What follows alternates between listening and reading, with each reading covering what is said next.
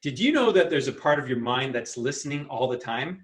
And not only is it listening, it is responding to all of your requests and trying to solve your problems. In fact, there's a part of your mind called the reticular activating system, RAS for short. How would you like to know how the RAS works? Well, here's how it works. The RAS will solve any problem that you give it or any problem that comes your way. In fact, it's why we like to respond to surveys and questionnaires, or when we hear a problem, we're thinking about solving it. Men actually like to solve problems more than women, but when a problem comes in, we automatically want to solve it. We're problem solvers. That's what we like to do naturally. So think about it this way. Your inner critic is there all the time, talking away, 80% of the time talking, trying to basically make you stronger. I think that's the purpose of it. But, it ends up making you feel bad. And if you feel bad, then you go around feeling bad and getting angry and frustrated and affecting other people's lives. And that's not a good thing.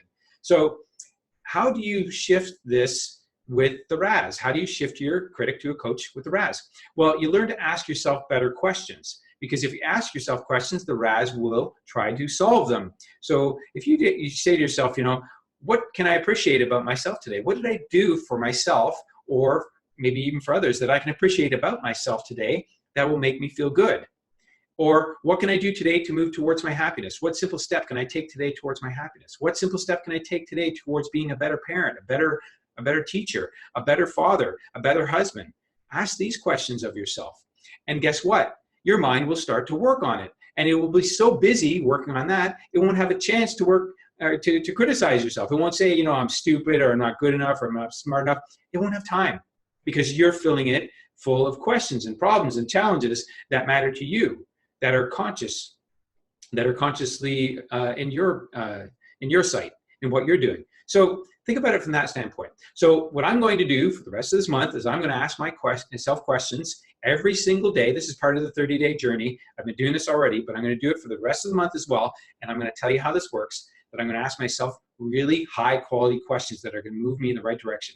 And I just use this phrase: what simple steps can I take? And then I fill in the blank. What simple steps can I take? Fill in that blank. What simple steps can I take today to be grateful and appreciative and compassionate? Just ask yourself questions like that. And then at the end of the day, appreciate yourself in the mirror, or just appreciate yourself in silence, or write in a journal. Anyway, I'm going to put this to the test. I'm going to let you know how it goes. If you want to practice along with me, go ahead. I'd love to hear how that works for you, or how this is working for you. Do comment or provide me some feedback. And, I'm going to keep doing this and keep teaching you how to overcome this inner critic, because it's a huge problem. What would your life look like if you were a little more optimistic? Can you imagine just having a little more optimism and quieting that inner critic every day? Just imagine doing that. Napoleon Hill, in his book, Think and Grow Rich, he impacted millions of people with this book, studied 500 of the most successful people in the world, and he talked about our dominant thoughts. He talked about how your thoughts are creating your things. So just imagine you're investing your thoughts, and think of them as investments. They're mental currency. You're buying things with them, that if you were optimistic a little bit every day, how that could shift things for you, how you could transform that critic into a coach. Just imagine that a little bit. Well, I have a document here that I'm going to provide you. It's there down below. You can download it. It's an Optimist Creed, and it's all about being more optimistic. And what I'm going to do is I'm going to read this for 30 days straight and see how that works for me. And if you want to join along, absolutely you can. I've added a couple of phrases of my own in there, just for fun. But just imagine if you shifted yourself to being more optimistic just through your thoughts, just by reading this. And if you read it first thing in the morning, early in the morning, you'll program your mind and you'll plant a seed for more optimism. And then check in every week and see how that goes. Anyway, I'm putting this to work. If you want to follow along and do nothing, absolutely. If you want to do it, you have the document. You can read it every day. Let me know how it goes. Comment below. Let me know how that's going. What would you do if someone in your family criticized you for doing something silly or stupid? You'd tell them off, wouldn't you? You wouldn't put up with it. Well, why do we allow our little critics, our little bosses in our head, the inner critics, do that to us? Why do we use this language on ourselves and accept it? Well, I'm going to teach you why we do that and then how to overcome it. So when we're young, let's say we're pouring milk and we spill milk all over the table. Well, maybe the words that came out of our parents' mouth were, you're clumsy. you're an idiot. What were you thinking? Are you stupid? Whatever the words came out, they learned them from their parents, and then they just say them to us. So nobody to blame, but that's just the way they learned it, and that's what they taught us, and that's what we do to ourselves, and we may be saying it to our siblings or kids, and passing it on. So that's why it happens, but it doesn't mean you have to accept it. You can tell those little inner critics off. So here's a little exercise that I'm going to do as a part of this 30-day challenge. I am going to, every time I criticize myself, I'm going to write it down in the second person. You're an idiot, you're stupid, you're not good enough, whatever comes out, I'm going to write it down, take my hand and just write it down. If I don't have time, I'll record it. And then I'm going to do a little exercise with that after. So every day I'm going to write it down. At the end of the day, I'm going to read that over, see how that feels, right? And then I'm going to do a next step. Hey, this is Dan Lefebvre, and this is step 2 of telling your critics off. Step 1 was in a video I made yesterday, so you can watch that if you really wanted to see what I said and how you do that. But step 2 is about taking the list of the critical things that you wrote down during the day and then transforming that. And here's what you do in step 2. You take that list, read it over, and then you take your non-dominant hand, maybe it's my left hand, and start writing down what you would say to those critics. To speak it out and then write it down. Even if you take your pen and carve it in the paper, and don't worry about grammar or spelling or anything, just write it down. Then you want to read that over and see how you feel. And if you feel better telling your inner critic off, then that's what you need to do. Do that more on a regular basis. Tell it off. Stop the inner critic in midstream. Tell it off. Use those words that you just wrote down. All right, so if you're following along with my 30-day challenge, this is all about transforming your inner critic to your inner coach. And if you just follow along and do these little steps, you will make it happen. What if you could transform your inner critic to an inner coach with visuals? Maybe you're a very visual person. Well, there is a way, and I learned this in Jack Canfield's book called The Success Principles. He talks about putting your successes around your house, your office, your space, your kitchen, the things that you've won, trophies, awards, all sorts of wonderful things that you've done in your life. Have them plastered around your house, your artwork, maybe even your children's artwork. Have it around your house so you can see your successes. Because if you remember in an earlier video, I talked about fear, that the father of fear is doubt. And why do we have doubt? Well, because we don't have evidence. And so if we had evidence that we were successful, that we did all sorts of things that were great achievements, we wouldn't criticize ourselves as much. So I'm going to practice this as part of this 30-day challenge. In fact, I have some awards in my office here that I got from grade 10. Grade 10 science and history. I found in a box. I even forgot about it. But I won these awards and I have them here. They're going to boost me up. I have trophies, marathon medals, all sorts of great things that I've won and that I can put in my office, in my space, and remind myself of all the great things that I've done. And then that will help me quiet my inner critic and transform it into an inner coach. What if there was 5 words that you could use that would help you to stop criticizing yourself and to make better decisions? Well, there are 5 words, and I'm going to share them with you here. Now, I'm studying a course called Submersion by my friend Steve Pavlina, and it's all about subjective reality. But you don't have to be concerned about that. He taught me these 5 questions, and now I'm going to share them with you, and it'll help you transform your inner critic to an inner coach. So whenever you run into a challenge or you're criticizing yourself, what you ask yourself is, what is my better thinking now? 5 words, that's it. What is my better thinking now? And as soon as you do that, you're going to turn on the part of your mind called the reticular activating system, and it's going to start thinking about what your better thinking is. And so this is an easy and subtle way to shift your critical mind to being a coach. What is my better thinking now about this decision I'm about to make? What is my better thinking now about making a new product? What is my better decision now about presenting this at this event? What is my better decision now about making more videos for you? What is my better decision? What is my better decision now about the situation that I'm angry about and I'm caught in traffic? What is my better thinking about? What is my better thinking? So ask yourself use these 5 words and ask yourself these questions whenever you run into a problem. What if you could stop your inner critic and transform it to an inner coach just by getting things out of your head, just by speaking and saying things? Thoughts become untangled as they pass through your lips and over fingertips as you write them or type them. So you can untangle your thoughts. So the critical thoughts that you're having, I'm not smart enough, I'm dumb, or I don't know if I can do this, or I don't know if I'm capable, or I can't, I just don't know how. All these critical thoughts, or, I'm stupid, or I don't have enough education. All these thoughts are just tangled in your head, and you can untangle them just by getting them out.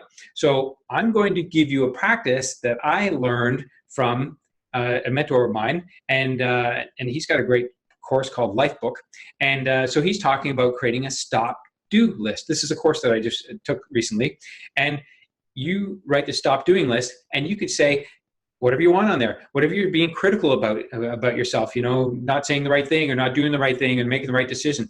You're going to write all those down on your stop-doing list, and then you're going to write what it is that you want instead. And that's going to be a subtle shift. And I know it seems simple, but you get those thoughts out and then you get them on paper. They're tangible. You can look at them. So a stop doing list. If you're following along, this is what I'm going to do. I've already created a stop doing list. I'm going to keep doing this little by little every day. What if you could stop your inner critic and transform it to an inner coach just by getting things out of your head, just by speaking and saying things? Thoughts become untangled as they pass through your lips and over fingertips as you write them or type them. So you can untangle your thoughts. So the critical thoughts that you're having, I'm not smart enough, I'm dumb, or I don't know if I can do this, or I don't know if I'm capable, or I can't, I just don't know how. All these critical thoughts, or, I'm stupid, or I don't have enough education. All these thoughts are just tangled in your head, and you can untangle them just by getting them out. So I'm going to give you a practice that I learned from a mentor of mine, and he's got a great course called Lifebook, and so he's talking about creating a stop-do list. This is a course that I just took recently, and you write the stop-doing list, and you could say whatever you want on there, whatever you're being critical about yourself, not saying the right thing or not doing the right thing and making the right decision. You're going to write all those down on your stop-doing list, and then you're going to write what it is that you want instead. And that's going to be a subtle shift. And I know it seems simple, but you get those thoughts out and then you get them on paper. They're tangible. You can look at them. So a stop doing list. If you're following along, this is what I'm going to do. I've already created a stop doing list. I'm going to keep doing this little by little every day. This video is going to be about what you can do to turn on your coach and stop criticizing yourself. Here's the thing. I mentioned before in a recent video that the only reason why we criticize ourselves is because we doubt ourselves. And doubt is because of lack of evidence. So if we had evidence that things were much better or we had greater capabilities, then we would stop criticizing ourselves, wouldn't we? Well, I learned this little practice from my mentor, Jack Canfield, and it's all about how you take this inner critic and turn it around and make it into a coach. And the critical factor here is to recognize that there's contrasts.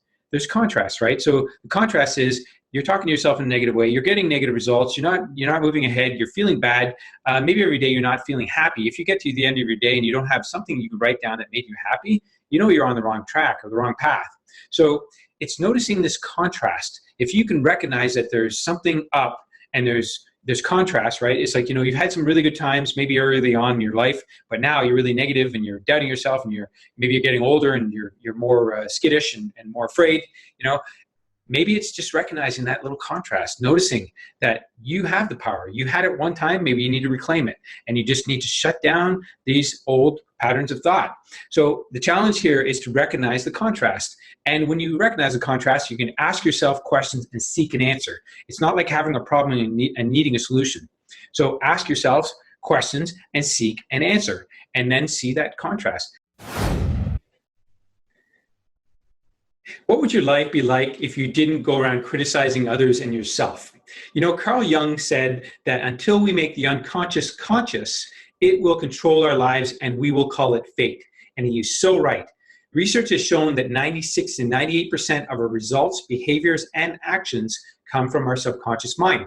And Dr. Joseph Murphy said that our unconscious mind accepts everything that we decree through our conscious mind. So we're consciously thinking beings, and we're creating our lives and planting seeds in our subconscious mind, which is controlling our lives. So what I'm suggesting is that you create a pattern interrupt every time you criticize others or yourself. And what you can do is this. You can ask yourself, is this true? is this thought that I'm having here right now true? Just catch yourself and ask yourself, is this true? And then ask yourself the next question, which is, what is my next best thought, or what is my better thinking in this situation? How can I move forward and not continue thinking like this?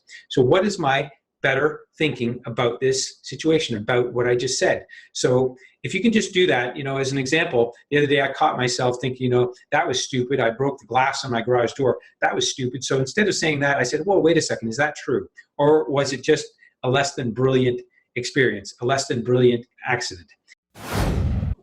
Did you know that the little voices inside your head are not your own? The little critics? They're not your own because they were given to you. They're given to us. When we were young, we had no way of filtering information, so we had no way of determining what was right, what was wrong, what was good, what was bad. And if words were said to us that made us not feel good enough, or we felt stupid, or we were told we were stupid, then these things will stick. And for me, when I was growing up, my dad had a meat shop, and I worked in the meat shop from a young age, probably around 10 years or younger. And whenever I made a mistake, he wouldn't talk to me about it very much. He would just react, and he would just take it and dump it and say, I did it wrong, do it again. Like if I was putting meat in a tray or something and I did it wrong. So that was his way of teaching me, but it probably made me feel like I was stupid or not good enough or not smart enough. And the thing is, that's not true. The things I've done today, I've written books, and I've co-authored books with Jack Canfield and Deepak Chopra. I've done some amazing things. But the truth of the matter is, these words are not your own. So the practice that I'm going to recommend that you do, that I'm going to do, is I'm going to get together with either my brother, I don't have a sister, but I get together with him, or some friends, and talk about the kinds of things that were said and done when we were young, and write down the words that come to mind. And once you have those words out and in physical presence, in physical form, you can do something about them. You can say, is that true? And then you can start to work on it and say, well, what do I really want? What can I replace those words with? Hey, this is Dan Lefebvre, and I have a really cool concept for you today. It's called your life purpose statement. And the reason why I'm sharing this is because it's part of my 30-day challenge of transforming your inner critic to an inner coach. And guess what? If you don't have a life purpose statement, how do you know where you're going?